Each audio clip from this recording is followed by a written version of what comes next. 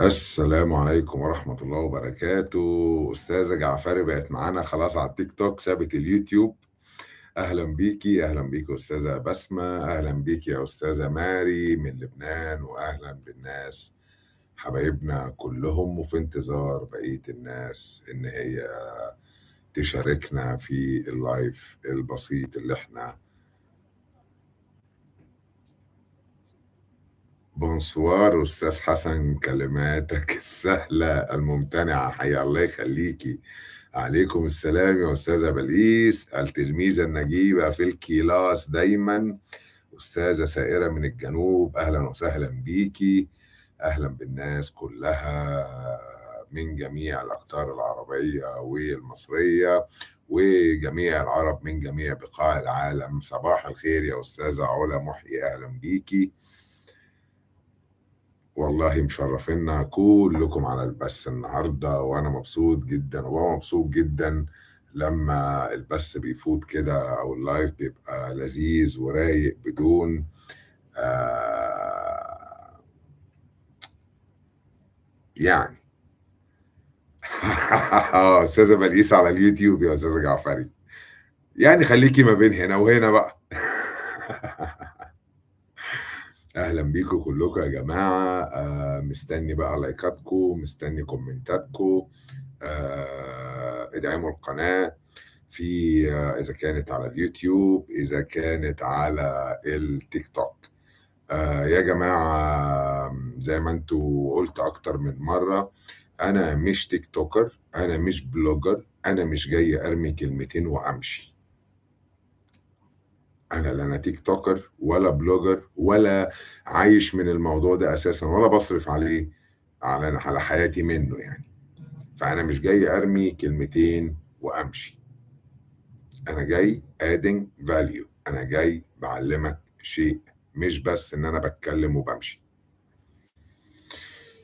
والدليل على ده الفعلي اللي على الارض، الا وهو الحملة اللي عملتها على اللاجئين في مصر، اللي داخل في سنة دلوقتي عامل الحملة دي، وحلقات مطبخ الطيبات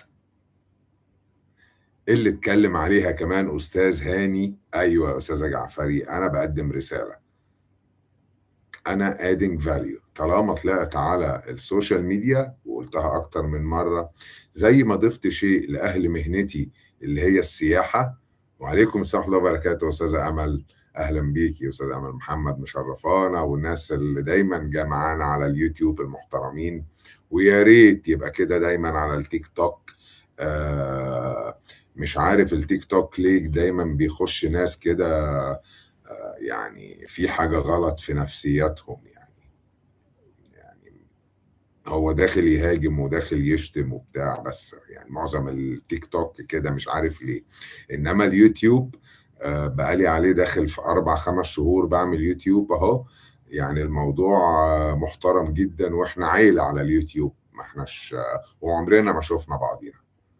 ما هو انا فعلا بسيبني منهم يا استاذة جعفري، واستاذة خديجة كمان جات لنا على يوتيوب اهو. فهو فعلا استاذ جعفري انا بعمل محتوى يضيف لك شيء على الارض. ايه هو؟ الاكل والشرب اللي انا بحاول اديك ثقافته، بحاول. يا بونجور يا استاذه ماري. بحاول اديك ثقافه اكل وشرب، بحاول اديك مطبخ سهل، بحاول اديك افكار تسهل حياتك، بحاول اخليك تبعد شويه عن سيطره الطرف الاخر وتبتدي تفكر بدماغك. بديك اكتر من زاوية ممكن تفكر بيها. يعني على اليوتيوب والله انت ناقص كوبايتين شاي على اليوتيوب.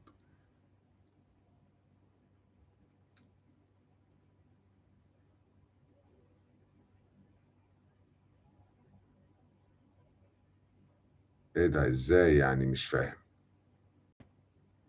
تيك توك should allow content in mind. The notice is مش عارف ايه. I'm still not sure why I got this restriction. واحد عامل لي بلوك على تيك توك.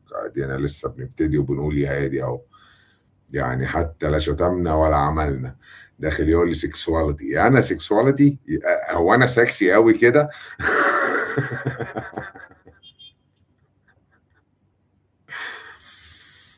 الله كريم، الله كريم. طيب ادونا بقى شوية لايكات كده على التيك توك علشان العيدة داخلين يهاجمونا من غير ما نقول أي حاجة. فأنا داخل بديك adding value، بعلمك طبخ، بديك وجهات نظر تفكر فيها، بخليك تبص للأمور من زوايا تانية.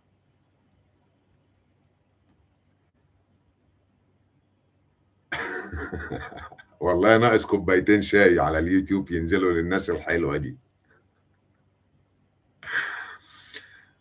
طيب نبتدي نتكلم على أول شيء اللي هو عنوان اللايف بتاع النهاردة: اجتماع أمني بعد اجتماع نتنياهو وترامب. حصل اجتماع أمني ما بين نتنياهو والقادة بتوعه في إسرائيل لبحث التصعيد وكيفية التصعيد مع إيران. يعني أول امبارح لما اتكلمنا وقلنا كل مقابلة ما بين ترامبولا ونتن دايما بعدها بتحصل كارثة، وأول ما بيبتدوا يضربوا لازم بيبقى فيه قربان يروح فيه أطفال. فأول الضرب المدرسة. أيوة طبعا أنا بتكلم بجد، أنا مش جاي أضحك وأعمل أراجوز يا أستاذ يوزر 706-26. أول الضرب كانت المدرسة، وأول ما استأنف الضرب كانت مستشفى الأطفال مرضى السرطان. يعني في قرابين بتتقدم في بداية كل ضربة. فبعد ما أخذ الإذن من الجيرل فريند بتاعته ترامبولا، خد الجرين لايت، قام جاي عامل اجتماع مع القادة. لسه لغاية دلوقتي ما نعرفش الاجتماع ده طلعوا منه في ايه، بس ربنا يستر. وزي ما قلت في اللايفات اللي فاتت، المفاعل الإيراني هيبقى قدامه يا إما الإماراتي يا إما ديمونة، قولا واحدا. قبل ما بخش على طول كان في ضرب في الكويت، وكان في ضرب على الأردن. بس قبل ما نخش في الأخبار دي، اعملوا لايكات يا جماعة على تيك توك علشان عمالين بيعملوا لي ريبورتات على تيك توك. لايكات على تيك توك واكتبوا جود لايف علشان بيعملوا لي ريبورتات طلع تاني فيوليشن، يعني ان انا ضد الستاندرد بتاع التيك توك. لسه طالعه لي ده تاني دلوقتي.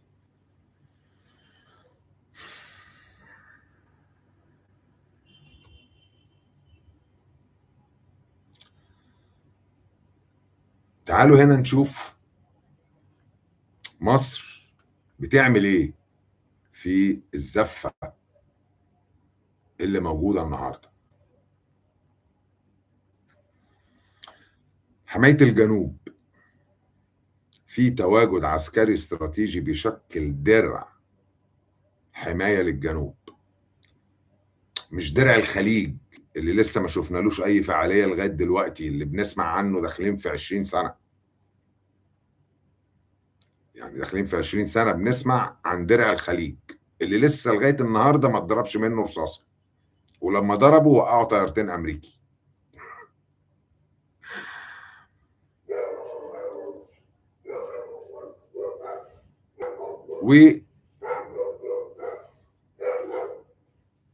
وبيقول إن التواجد العسكري في المناطق الاستراتيجية بيشكل درع حماية للجنوب المصري، حيث تمتلك مصر قواعد عسكرية كبرى بتعزز من قدرتها على الردع وحفظ الاستقرار.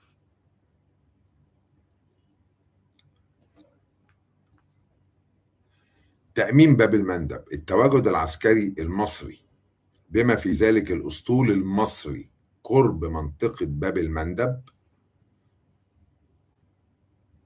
أنا بشتغل إيه؟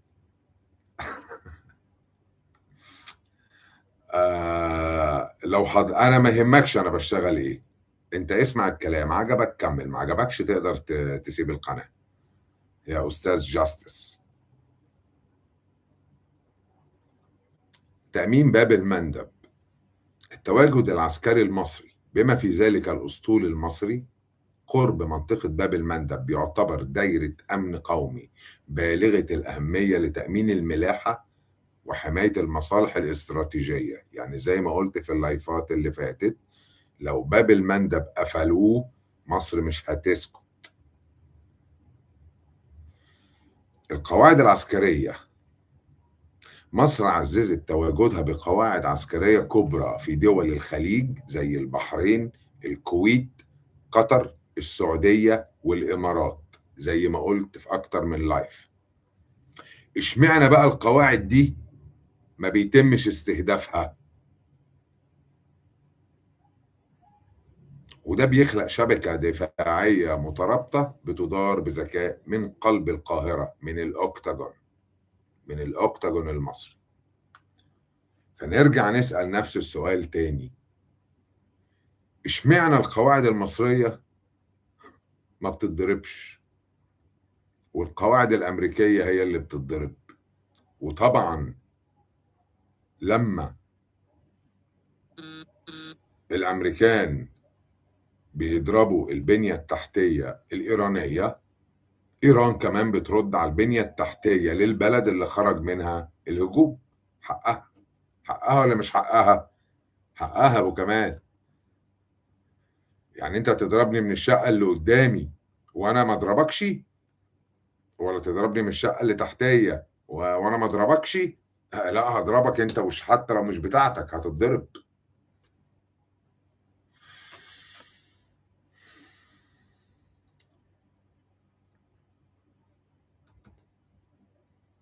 الخلاصة بقى: معركة الوعي.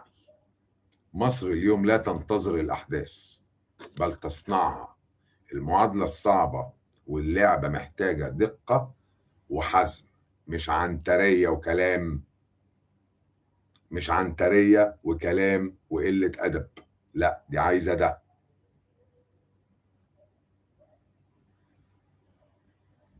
مصر اليوم لا تنتظر الأحداث بل تصنعها. المعادلة الصعبة واللعبة محتاجة دقة وحزم، لكن المسار واضح: حماية الحدود وتأمين المصالح وفرض السيادة. البلد بدون سيادة سداح مداح، سداح مداح. افتكروا الكلام اللي انا بقوله دلوقتي ده علشان الاخبار اللي احنا هنيجي نقولها بعد كده مبنية على الكلام ده. والتواجد حيثما يستدعي الامن القومي المصري. يعني منين الامن القومي بتاعي مهدد، انا موجود وبحميه بكل قوتي. هي دي بقى مصر، هي دي الطعمية، هي دي مصر وهي دي الطعمية.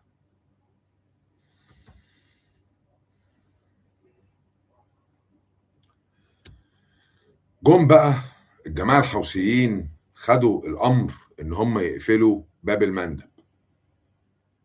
فأول ما اتكلموا عن مين؟ اتكلموا عن مصر. باب المندب هيضر مصر.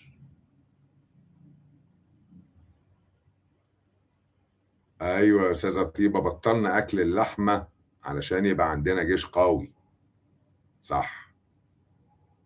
فابتدوا يتكلموا عن مصر لما ابتدوا يتكلموا عن، ما هو استنيني يا أستاذة مريم بقى، أنا جاي في الكلام أهو. أستاذ زين الله يخليك، أهلا بيك معانا. فأول ما ابتدوا يتكلموا على باب المندب يتكلموا عن مصر. طيب تعال نشوف مين تاني هيتضر من باب المندب. في هناك بعد باب المندب ميناء ينبع اللي موجودة وتملكها السعودية. المملكة العربية السعودية تملك ميناء ينبع.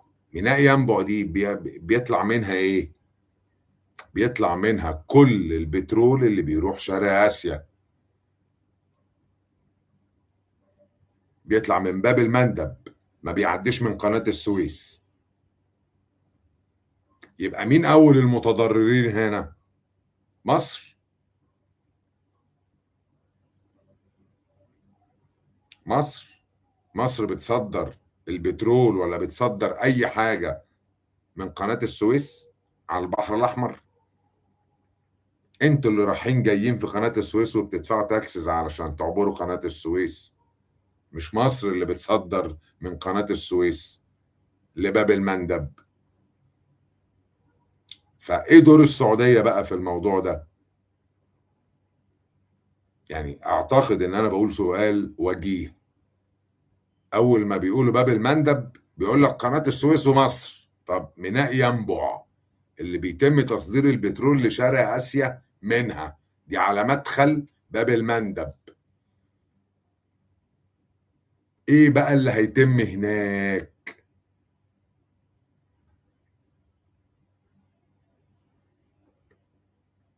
قولوا لي، يعني انا عايز الناس يعني تتجاوب معايا. السعوديه بقى هتعمل ايه؟ ايه دور السعوديه في قفل باب المندب؟ ايه دور الدول الاوروبيه وامريكا والجحافل اللي جايه الشرق الاوسط لما يقفلوا باب المندب بامر من ايران؟ محدش يتكلم عن مصر. مصر عارفه كويس قوي تحمي مصالحها ازاي. احنا عندنا القياده السياسيه دماغها تلف الشرق الاوسط ده كله في سجارتين، ده لو ما كانتش سجاره عشان يعرف يعمل دماغ. يا مساء الفل يا استاذ فايز، رجعت لنا تاني اهو. فانت اكيد عجبك المحتوى على تيك توك.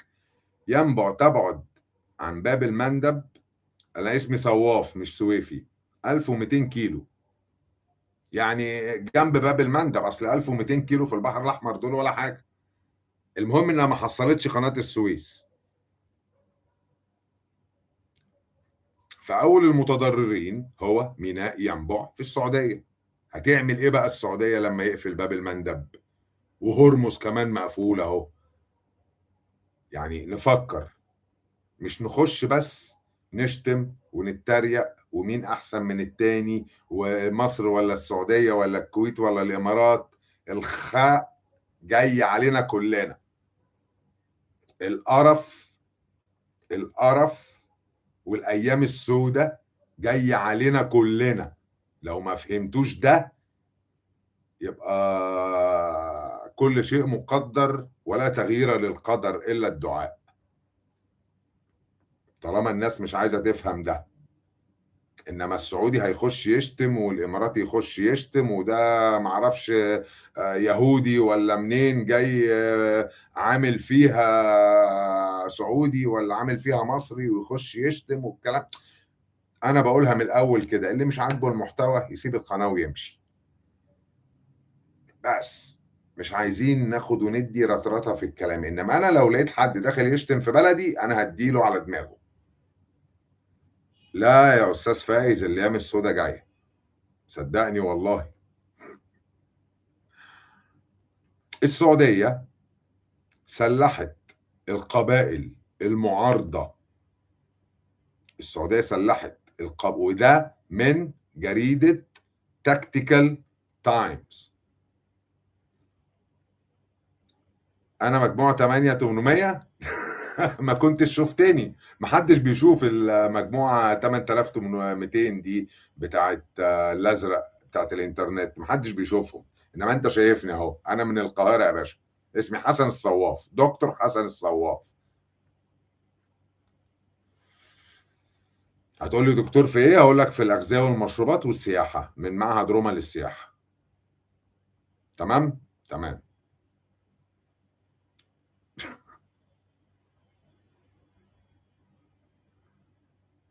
صبري صغير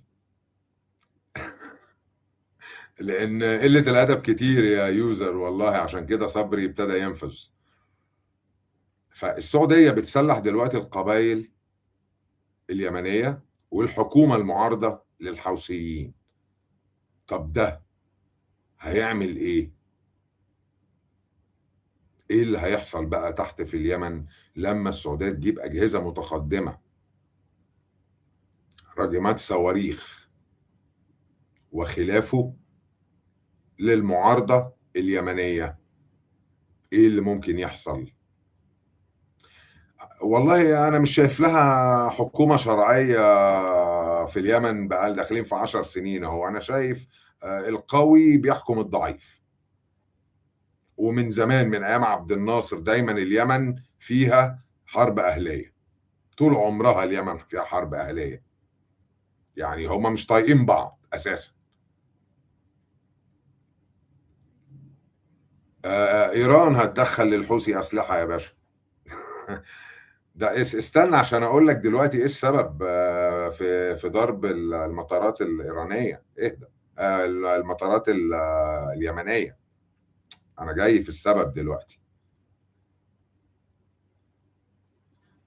انت اول واحد يبقى ضد عبد الناصر يا فايز، اول واحد. الناس كلها مع عبد الناصر، انت اول واحد يتوافق معايا في الرأي ده، ان فعلا دخل مصر في حزبيس. فالحوثيين بقى لما حصل كده بقت تهدد مقر الحكم في الرياض ومطار الرياض كمان. على راسي يا استاذ فايز، على راسي اكيد. يبقى انت عارف يعني، عشت الايام دي. انت اكبر مني ب 15 سنه، فاكيد عشت الايام دي.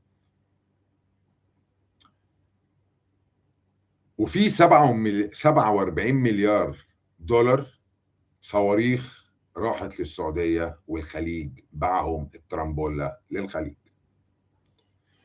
وفي نفس الوقت اللي بيدفع فيها المليارات دي كلها للاسلحه الامريكيه، تفشل جميع منظومات الدفاع الجوي الامريكي في صد الهجمات الايرانيه. زي زيلينسكي كده. زي زيلينسكي لما جابته دبي علشان، ولا الامارات علشان يعمل لها مسيرات هو كمان، وهو خبير مسيرات زيلينسكي اللي مدعوك. يعني القيصر دعكو المهزوم، والامارات جايباه يساعدها في الحرب، والاخر كرشوه بعد ما خد كام مليار.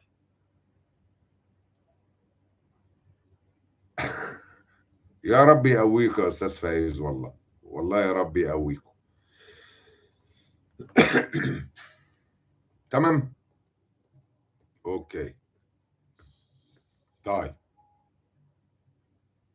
احنا بقى كعرب، بعد كل الكلام اللي احنا قلناه ده، بيقول لك بقى ان الطيارات اللي كانت جايه من ايران على مطار صنعاء، وحصل الهجوم السعودي على مطار صنعاء بسبب الطيارتين دول اللي كسروا الحصار الجوي على مطار صنعاء او على اليمن، ما كانوش رايحين الجنازه بتاعه. ما كانوش رايحين الجنازه، او استاذ احمد ايمن بيقول يتم الان عزل الجنوب الايراني عن العاصمه. ما كانوش رايحين الجنازه بتاعه الخميني. دول كانوا مقاتلين بيتدربوا هناك، وطياره تانيه عليها خبراء ايرانيين جايين على اليمن. امال كان انهي طيران يا استاذ فايز؟ اللي اتقال في وسائل الاعلام ان الطيران السعودي هو اللي ضرب المطار بتاع صنعاء. بس انا كحسن النهارده في ظل اللي احنا فيه ده، لما تيجي تقول لي ما تدخلش حد القاهره، انا هقول لك لا، انا هدخل مطار القاهره، ادخل مطار العالمين اللي انا عايزه. وده يعني كل الكلام اللي انا قلته ده انا مش جايبه لا من صحيفة عربية ولا من التلفزيون ولا من على الانترنت. الكلام ده من سايت اسمه تاكتيكال ريبورت. تاكتيكال ريبورت هو اللي عامل. يعني انا عملت ملخص للي اتكتب النهارده في